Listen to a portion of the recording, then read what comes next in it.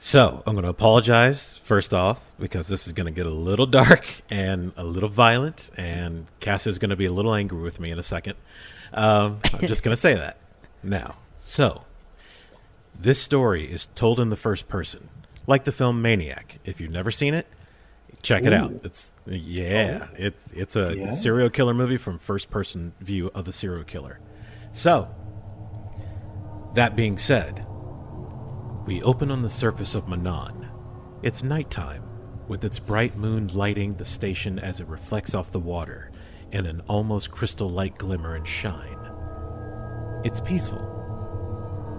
In the first-person perspective of the character we'll call him Fleet for now. Fleet walks up to Mission, standing at the edge of the railing, admiring the night with Zalbar standing next to her.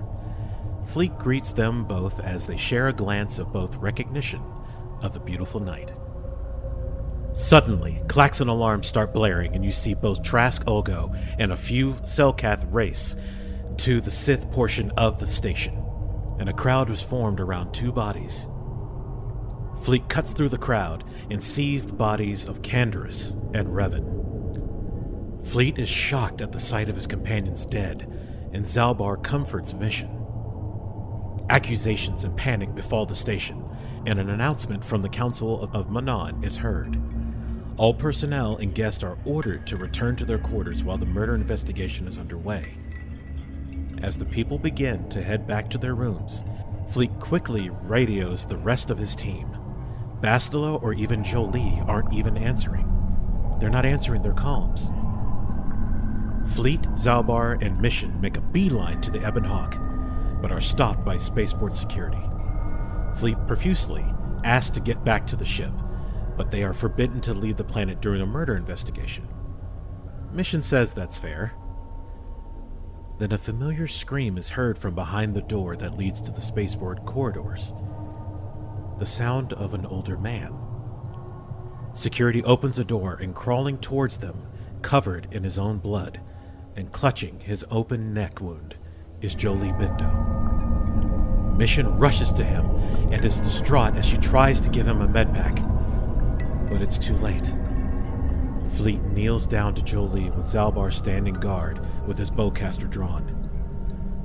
With Jolie's dying words, through him choking on his own blood, he says,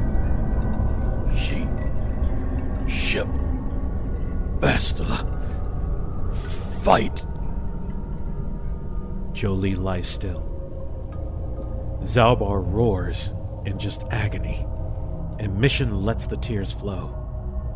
The spaceport security raises the alarm once again. Fleet declares for all of them to get to the Ebon Hawk and find Bastila and help her fight whomever is doing this. They all rush to the doors, and as they approach, they can hear the clashing of a lightsaber in the distance. A battle cry is heard, and the doors open as they all stand with blasters drawn. They see Bastila and realize it wasn't a battle cry, but a death rattle. Bastila stumbles to her knees and looks up at her companions as she draws her own saber out of her impaled body. Zalbar and Mission are the first to get to her, as Fleet looks to see if anyone is behind them or exited the other landing pod to their side. Fleet turns back to Bastila and takes 2 steps forward, and then trips on the scattered pieces of a copper-toned droid. All the pieces on the ground seem to be ripped and cut to pieces from burns similar to a torch or a lightsaber. Fleet realizes it was HK-47 at his feet, or what was left of him. Fleet then hears Zalbar roar again, but as he looks up, they're not by Bastila. The roar was coming from the ship. Fleet rushes to Bastila and tries to talk to her, but she could only say, "Stop her." She then succumbs to her wound. Mission screams, "Help me!" in the most bone-chilling tone that would make any mother rush to their child's side. Fleet lays down Basilisk's head gently and then rushes up the ramp. After entering the ship, Fleet sees the trail of red leading to the main room, and he follows it as the fear begins to swell in him. He enters the main room, and on the holotable is the severed head of Zalbar. A crash of equipment is heard near the back room of the ship, and Fleet briskly walks to the sound.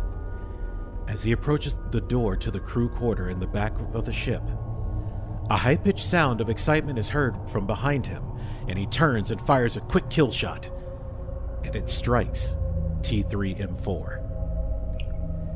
T3 screams in pain, and Fleet is so sorry. Smoke, sparks, and small flames emit from T3M4 as it begins to power down. Fleet says he's sorry, and says it was an accident. He didn't know. He asks T3, "Who has been killing the crew?" But it is too late, as T3 powers down and falls apart. Then, a small hand grasps the ankle of Fleet. It's Mission, as she has suffered severe cuts to her face and gut as her purple blood begins to flow heavily from her wounds onto the metal floor of the ship. Mission says in her last breath before expiring, "It's her. She's gone feral. Kill her before." Fleet is now distraught, as his entire crew is dead. The ship engines rev up, and the Ebon Hawk takes off for orbit. Fleet, with all the rage and pain in his heart, marches to the cockpit. He feels the ship enter hyperspace as he passes the main room where Zalbar's remains sit. The ship exits hyperspace and lands on Korriban. Fleet rushes the cockpit but sees no one at the helm. Autopilot? He asked himself. Then, a purring noise is heard from behind him, and with both blasters drawn, he turns to see no one there. "So you're the last one, are you? Fitting. You were always the one to fight for your crew, down to the last man." "Where are you?" he asked. "Home." Her words echo through the ship, and then footsteps on metal can be heard rushing toward the ramp of the ship. Fleet rushes to the ramp and sees nothing. A saber ignites from behind Fleet, and then he feels the sharp, burning pain as small plumes of smoke snake up to his view of the bottom of the ramp. The crimson blade of a lightsaber is retracted back inside of him and out of his back. A kick to his back is felt as he tumbles down the ramp of the Ebon Hawk to the dry gravel surface of Korriban. Coughing and gasping for air, he turns over to hear the footsteps of metal on the ramp. And then the figure appears out of thin air. It is Juhani, dressed in the dark and gray robes of the Sith, with her yellow eyes meeting and piercing into Fleet's as she walks to him.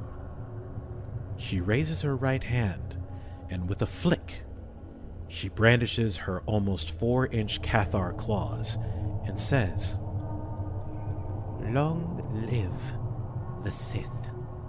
She then thrusts her claws into Fleet's face. Fleet wakes up in a scream and covered in his own sweat. He sits up as the fire from the campsite illuminates his face under the night sky of Dantooine. The entire crew of the Ebon Hawk all look at him, worry on their faces. Bastila comforts him and then tells him he was having a nightmare. Fleet then calms himself, and Mission asks, "What were you dreaming about?" Karth replies, "I don't want to talk about it."